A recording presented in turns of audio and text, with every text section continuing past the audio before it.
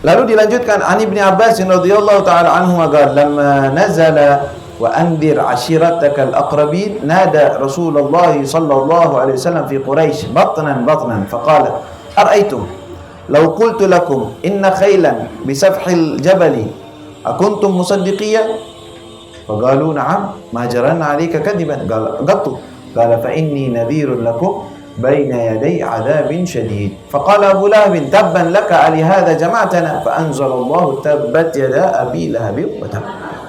Ya, menunjukkan bahwa Rasulullah SAW dijaga dari semenjak sebelum beliau menerima wahyu dari Allah, yaitu sepakatnya dan percayanya orang-orang jahiliyah, orang-orang terdahulu mengatakan kepada Nabi ketika Rasulullah pertama menerima wahyu. Lalu kemudian setahun, 2 tahun, 3 tahun Rasulullah dakwah secara diam-diam. Artinya panggil orang yang khusus yang kira-kira menerima dakwah Nabi, beliau ceritakan tentang Islam, beliau ajak untuk meluk Islam. Kalau tidak ya sudah, diam-diam aja Rasulullah. Jadi orang-orang nggak tahu, dengar aja orang-orang bahwa Nabi Muhammad itu punya suatu ajakan, melakukan sesuatu. Tapi mereka nggak tahu karena Rasulullah belum menyatakan secara terang-terang. Ketika datang perintah Rasulullah untuk menyampaikan dakwah beliau kepada seluruh umat manusia, wa andir ashiratakal aqrabin, dan ajaklah keluarga dekatmu, kata Allah Subhanahu wa taala. Pertama, maka Rasulullah panggil mereka. Rasulullah berdiri di suatu kayak bukit yang biasa orang-orang kalau lagi ada suatu yang darurat, suatu yang mendadak, ada orang berdiri di situ panggil orang-orang, wahai orang-orang. Ya, panggil. Maka Rasulullah pun berdiri di bukit tersebut dan memanggil, wahai orang-orang, ya bani fulan, datang, saya punya kabar. Sampai orang-orang semuanya datang. Dan orang yang sakit nggak bisa datang, dia utus utusannya, dibilang, datang sana, coba ada apa? Tumben-tumbennya, ya, Muhammad mau memberitahukan kita sesuatu.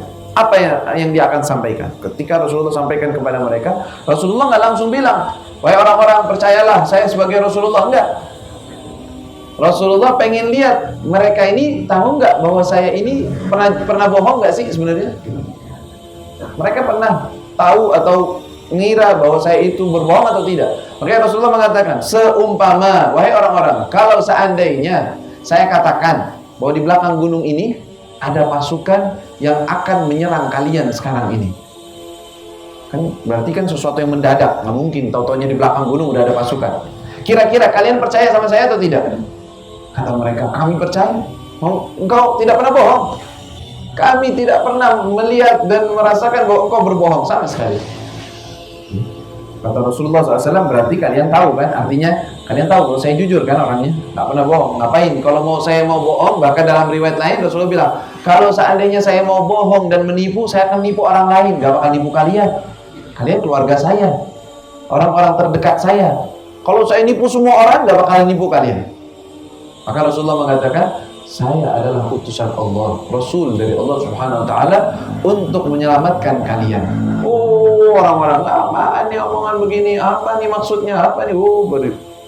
Abu Lahab, pamannya Nabi, ya, yang di saat itu adalah besanan dengan Nabi, ya, karena 2 putri Nabi SAW menikah dengan 2 putranya Abu Lahab. Ya, di saat itu dia mengatakan, tabban laka ya Muhammad. Apa maksudnya? Binasa atau jelek banget ucapanmu wahai Muhammad. Untuk ini kita dikumpulin untuk ngajak seperti ini, kami tidak mau. Dari semenjak itu mulailah mereka menyatakan permusuhan kepada Nabi SAW karena Rasulullah mengajak kepada Islam, kepada beriman kepada Allah Subhanahu wa taala. Maka itu ketika Abu Lahab mengucapkan ucapan yang semacam itu di hadapan Nabi, maka Rasulullah diam. Rasulullah tidak menjawab apa-apa. Turun firman Allah Subhanahu wa taala, tabbat yada abi lahab wa tab, ma aghna anhu maluhu wa ma kasab. Celaka Abu Lahab dengan ucapan dia, dengan apa yang dia lakukan, dan dia akan celaka. Ma aghna anhu maluhu wa ma kasab. Tidak akan berharga, tidak akan bisa menyelamatkan dia hartanya dan apa yang dia lakukan. Saya sayasla naran dzata lahab. Dia akan masuk ke dalam api neraka yang berkobar-kobar. La ilaha illallah.